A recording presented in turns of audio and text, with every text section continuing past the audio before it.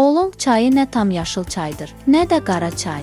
Xüsusi emal mərhələsindən keçən bu iki çay növünün xüsusiyyətlərini özündə birləşdirən nadir çaylardan biridir. Məhz buna görə orqanizmə təsiri daha yumşaq, amma eyni zamanda daha balanslıdır.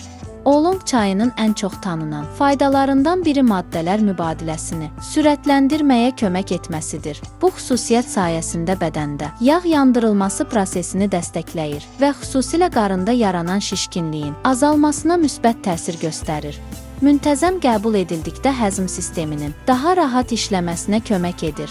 Bu çay təkcə fiziki deyil, həm də zehni rahatlığa töhfə verir.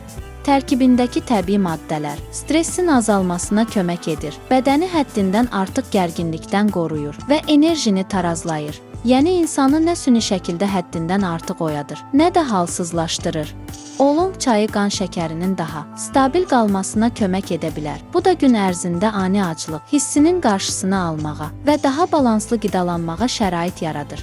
Eyni zamanda ürək-damar sağlamlığını dəstəkləyən xüsusiyyətlərə malikdir. Gündə 1-2 fincan oolong çayı qəbul etmək kifayətdir. Ən uyğun vaxt isə yeməklərdən sonra və ya günün birinci yarısı hesab olunur.